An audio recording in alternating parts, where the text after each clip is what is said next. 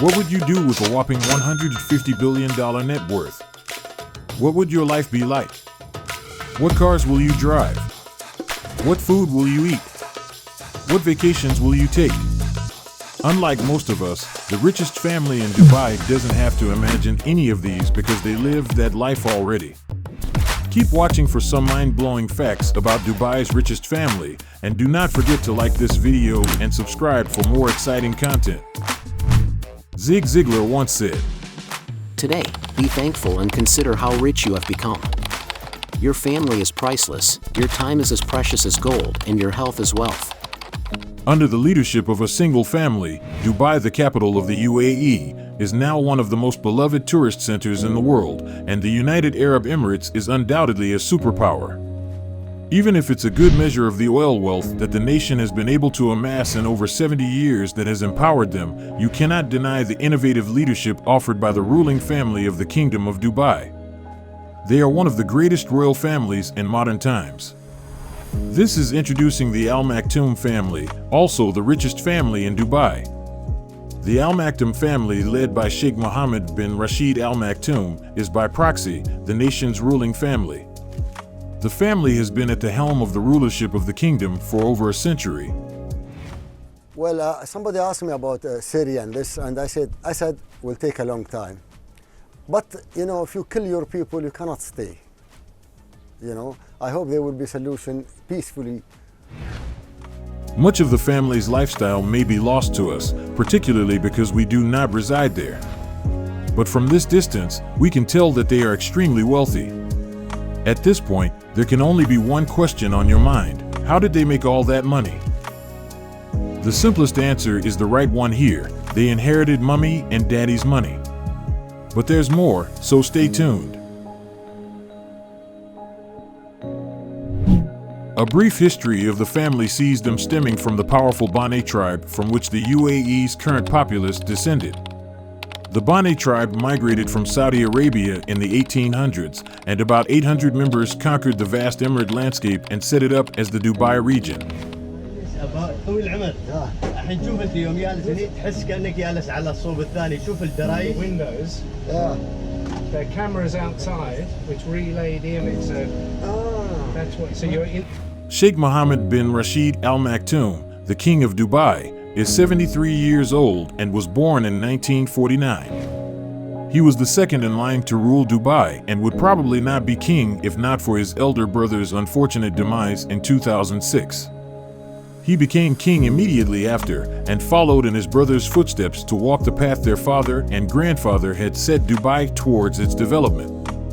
There has been immense growth recorded in Dubai in the last 16 years, with investments in education, charity, infrastructure, and international tourism that have turned Dubai into a home for high-profile corporations, businesses, and immigrants from all over the world.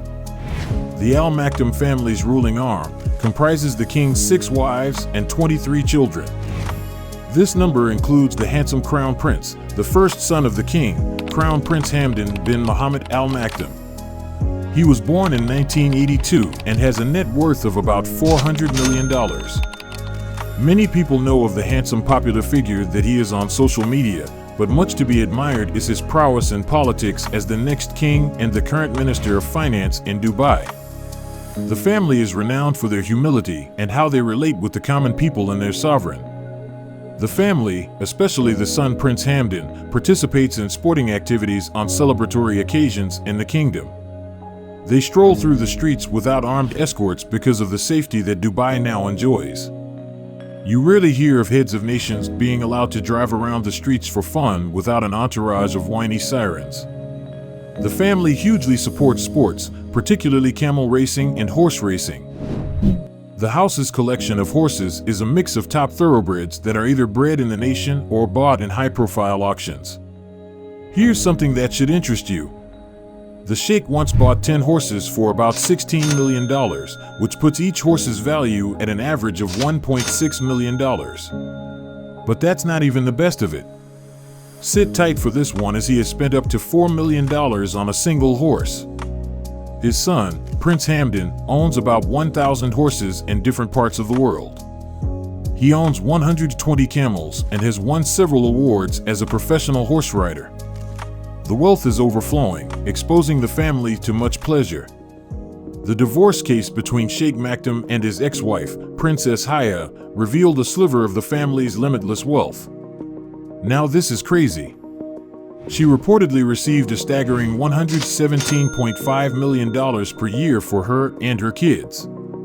And it gets better, as there was an extra $13 million spending balance while she was still married to him. Imagine having all that money just because you're married to someone. After a long suit, a UK court decided that the sheikh must settle his ex-wife with an unbelievable sum of £550 million, which is about $665 million, which you will agree will be paid without breaking a sweat.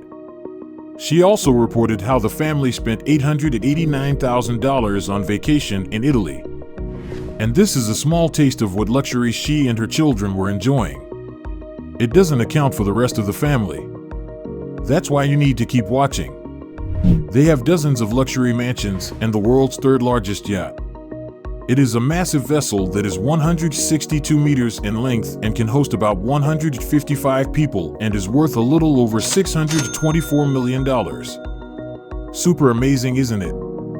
Wait until you learn about their other properties. Much of their assets are steeped in deep investments in the future of Dubai. They have remarkably high investments in real estate in high-profile locations, not just in Dubai, but all over the world. A case study is the luxurious Emerald Hill mansion, valued at $50 million in Dubai's version of Beverly Hills. A peculiar location where you can find the creme of the crop of Dubai's most influential people. Besides this, there are other landed properties, of which 5 are located outside Dubai. An example is the 17,500 square feet La Belle Époque penthouse, worth $308 million, a magnificent holiday property where the family spends their away time in France.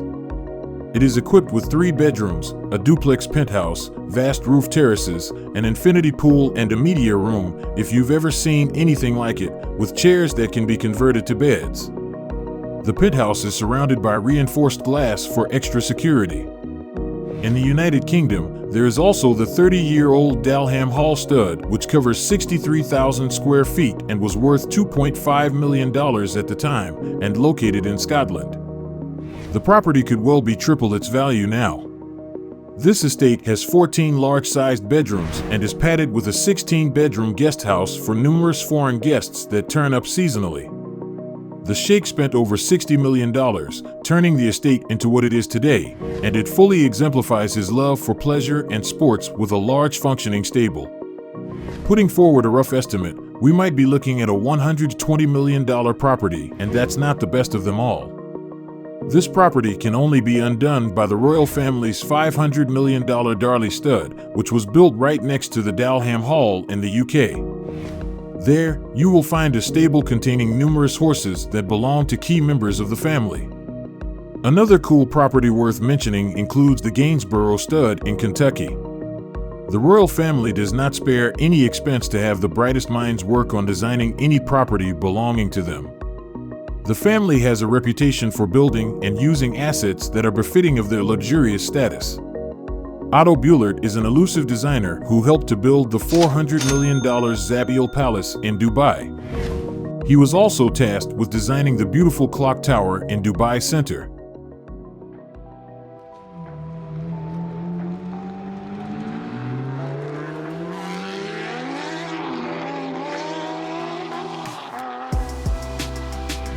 Now, how about cars? It gets even better. Sheikh Mohammed and his son Hamdan shared a love for expensive cars, with cars worth more than $10 million apiece lying in their garage. The G-Class Mercedes is a common vehicle for the use of the royal family and other government officials.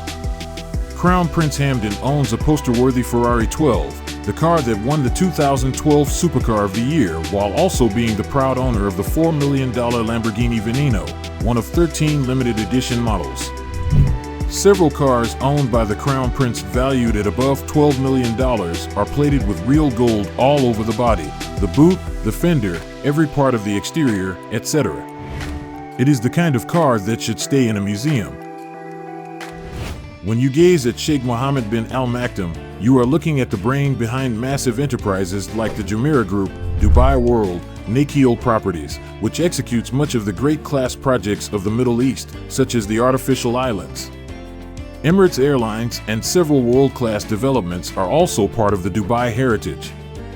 Despite being in a less than democratic society, true progressives offer more accountability to their people and give them the very high standard of living they enjoy. Yet, they do not hesitate to join a train filled with citizens who love them so much. The family is as open as they can be and surely keeps the public in the loop of their family's affairs. Charity is a big part of their commitment, as is customary of their Islamic faith, to provide for the poor and needy. The effort started with the liberation of Dubai citizens with impeccable governance and the proliferation of the Mohammed bin Rashid Global Initiatives, which finances more than 33 foundations all over the world. Some of his motivations are evident in this quote. I want Dubai to be a place where everybody from all over the world meets each other. Don't think of fighting or hate, just love it, enjoy their sport, and that's it. Mohammed bin Rashid Al Maktoum. My vision is to Dubai to be number one and happiest nation, all that way. You know, we want to be number one.